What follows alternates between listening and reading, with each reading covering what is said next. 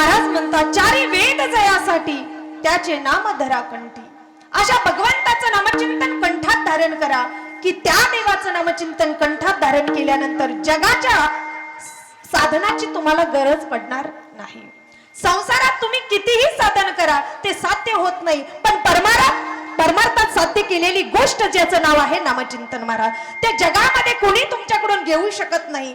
जीवनामध्ये काही अट्टहास नाही झाला तरी चालेल, पण देवाचं नामचिंतन झालं पाहिजे. एक वेळेस तुम्ही हरिपाठ तरी माझ्या भगवंताचा नामचिंतनामध्ये घेतला पाहिजे महाराज. पुढे तुकोबाराय सांगतात न करी अनेकच साधन, काही सुद्धा साधन करण्याची गरज नाही. त्याचं कारण तुकोबाराय सांगतात शरीराने केलेलं साधन वेगळं आणि चित्ताने साध्य केलेलं परमार्थ वेगळा, त्याचं नाव नामचिंतन आहे.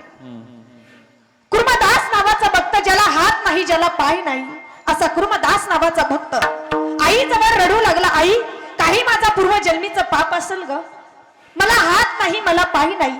आई एक वेळेस वाटतं पंढरीची वारी करावी, डोळे भरून तो पंढरीची पंडुका परमात्मा पाहावा. अरे कुर्मा, हात नाही पाय नाही कशी पंढरीची वारी करणार? आई जशा स्थितीत मला भगवंत बोलवल तशा स्थितीत मी जाईल, पण एक वेळेस मला मोक्षाचा मार्ग जो आहे, मोक्षाचं ठिकाण जे आहे ते पंढरपूर आहे, आणि या पंढरपुरामध्ये मला सावळा श्री हरी पांडुरंग परमात्मा पाहायचा आहे, पण एक वेळेस मला पंढरपूरला जायचं आहे. अरे कुर्मा, पाय नाही पंढरीची वारी होईल कशी? पाय असल्याशिवाय पंढरीची वारी होत नाही. कुर्मदासाची आई रडू लागली, बाळा मी काही पूर्वजन्मी पाप केलं असेल, त्या कारणाने मला तुझ्यासारखा मुलगा जन्माला आला आणि तुला हात नाही पाय नाही. आई आईचा आणि बापाचा कधीच कोणता दोष नसतो. पूर्वजन्मी मी काही पाप केलं असेल त्या कारणाने मला भोगायला मिळत आहे. होईल तो भोग भोगे ना आपला, अन्न घाली विठ्ठला भार तुझं. मी देवावरती आणि आई वडिलावरती माझा भार घालणार नाही. पूर्वजन्मी पाप केले ते मी बहु विस्तारिले, या जन्मी मला त्या पापाचा भोग भोगावाच लागल, यात तुझा काही दोष नाही. आई रडायला लागली, कुर्मदासही रडू लागला. आई गावामध्ये महाराजांची दिंडी आली आहे, मला तिथपर्यंत नेऊन सोडशील का आई? कुर्मदासाची आई रडू लागली, बाळा 25 ते 30 वर्षाचा तू झाला आहे, मी नाही तुला कडेवरती नेऊ शकत. आई एक वेळच मला तिथपर्यंत नेऊन सोड.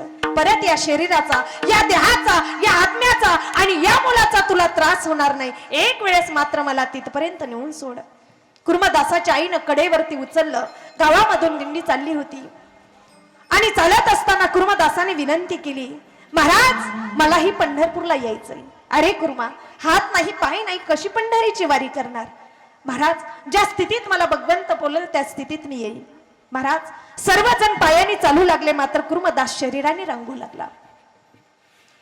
चालत असताना 15 ते 20 दिवसाचा प्रवास कुर्मदासाचा झाला. महाराज सर्वजण शरीराने रांगतात, पायाने सर्वजण, कुर्मदास शरीराने रांगतो आणि सर्वजण पायाने चालतात, हाताने टाळी वाजवतात, मुखाने भगवान परमात्म्याच्या नामचिंतनाचा घोष करतात, मात्र कुर्मदास शरीराने रांगतो. महाराज रांगत असताना 20 दिवसाचा प्रवास झाला, शरीरात रक्त मांस राहिलं नाही. कुर्मदास त्या स्थितीमध्ये थांबला. पंढरपूर 5 दिवसावरती राहिलं आणि कुर्मदास नावाचा भक्त रडू लागला, देवा तू सकळ जनाची आई आहे, तुला नामचिंतन घेतलं की तू सगळ्यांना धावेला हाकेला धाव देतोस. एक सांगू का देवा, मी तिथपर्यंत येऊ शकत नाही. हे पंढरीची आई, तू का पंढरपूर सोडून माझ्यासाठी याल का देवा? मी नाही पंढरपुरापर्यंत येऊ शकत. माझी मज झाली अनावर वाचा आणि छंद या नामाचा. मी तुझ्या नामाचा छंद घेतला आहे. एक वेळेस मला पंढरपूरला यायचं आहे, पण देवा शरीराच्या व्याधीमुळे मी येऊ शकत नाही. का पंढरपूर सोडून तुम्ही माझ्यासाठी याल का देवा? सावळा पंढरीचा पांडुरंग परमात्मा समिठेवरती रडू लागला आणि कुर्मदास त्या स्थितीमध्ये देवाचा दावा करीत रडत बसला. महाराज आणि रडत असताना संतांना विनंती करू लागला. सांगायचं मला महाराज, अगोदर भगवान परमात्म्याची शरणागती करता अगोदर संतांना संतांची विनंती करावी लागली, कारण की ते कृपाळू आहेत. आणि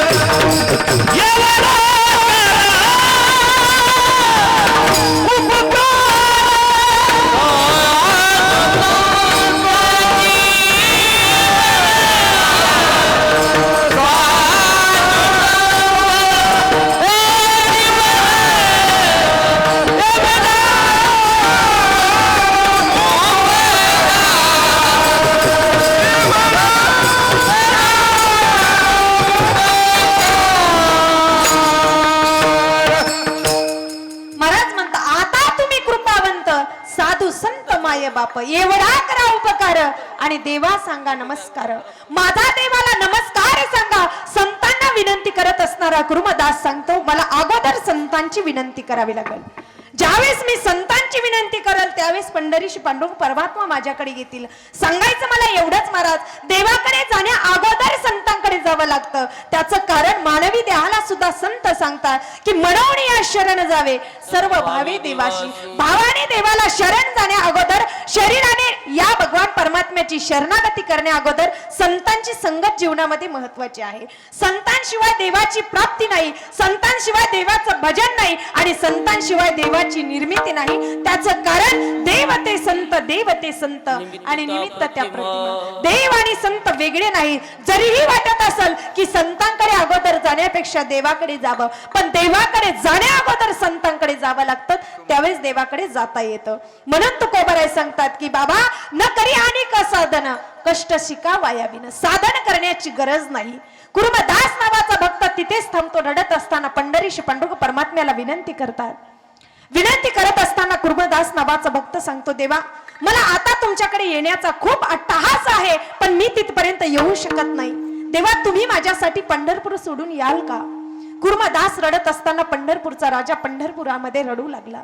रडत असताना माझ्या नामदेवरायांनी पाहिलं, देवा तुम्ही का रडता?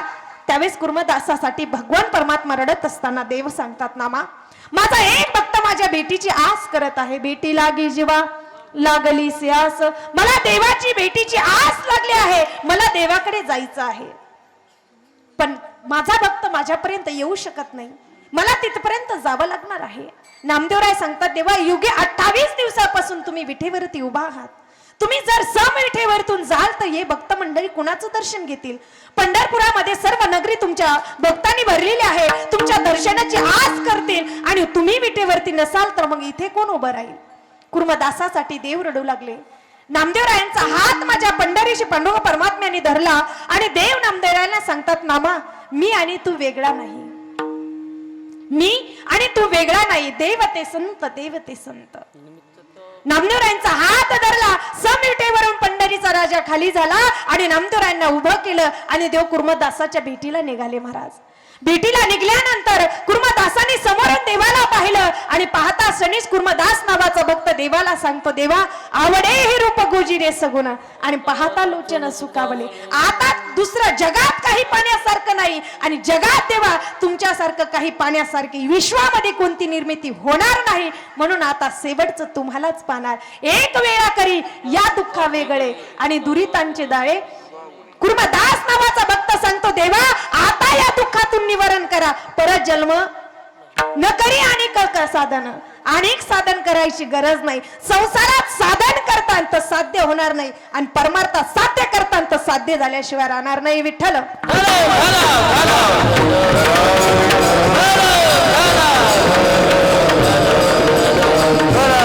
कुर्मदास नावाचा भक्त देवाला सांगतो देवा आता तुम्हाला पाहिलं जगात काही पाण्यासारखं नाही.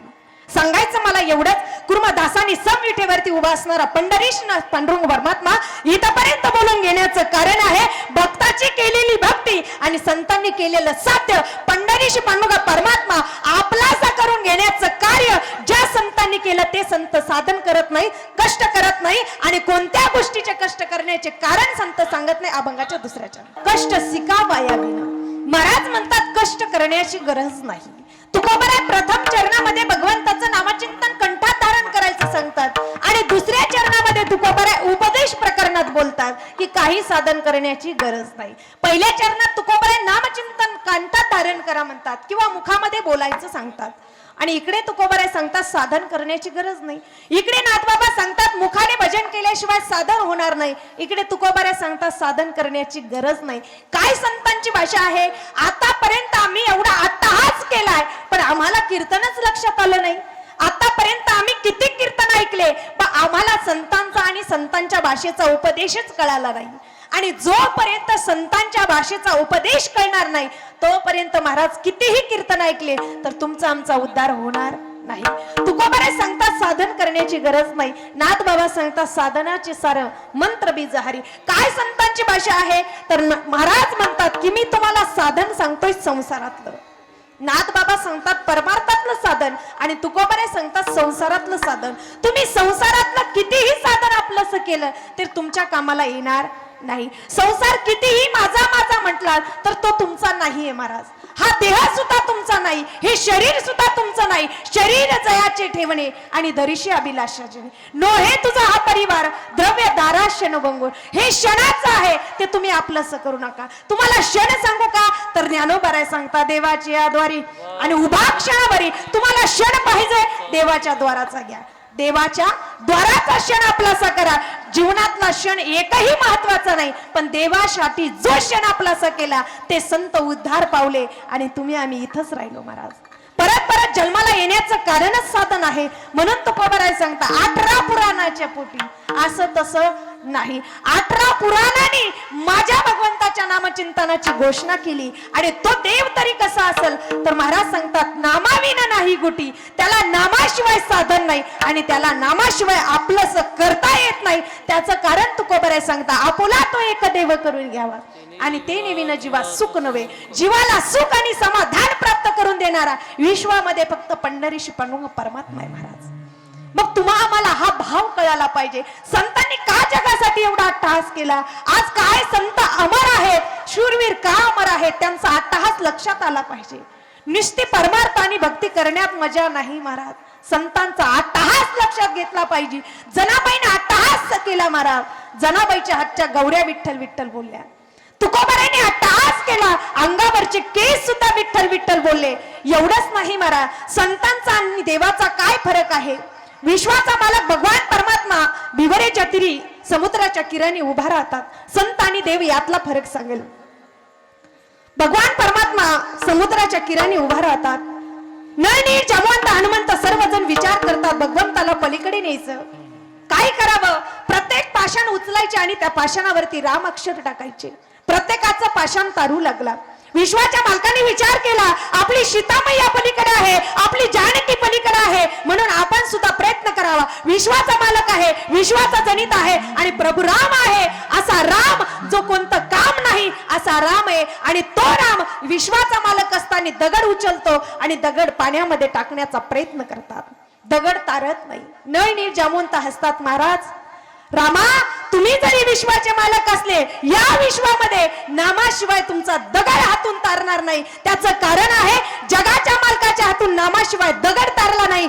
संतांनी एवढी भक्ती केली, एवढी भक्ती केली. तुकोबाराय सांगतात जरी दगडा सहित वया आणि जैशा ज्या संतांच्या हातून दगडाला बांधलेल्या वया तारल्या पण जगाच्या मालकाच्या हातून दगड तारत नाही. याचं कारण तुम्हाला शिद्वत्त लक्षात आलं पाहिजे की 18 पुराणांनी कोणत्या वेदाची घोषणा केली आणि कोणते शास्त्र सांगितले. तर तुकोबाराय सांगतात मी सुद्धा तुम्हाला तेच सांगत आहे अभंगाच्या 3ऱ्या 18 पुराणाच्या पोटी 18 पुराणाच्या पोटी 18 पुराणाच्या पोटी 18 पुराणाच्या पोटी 18 पुराणाच्या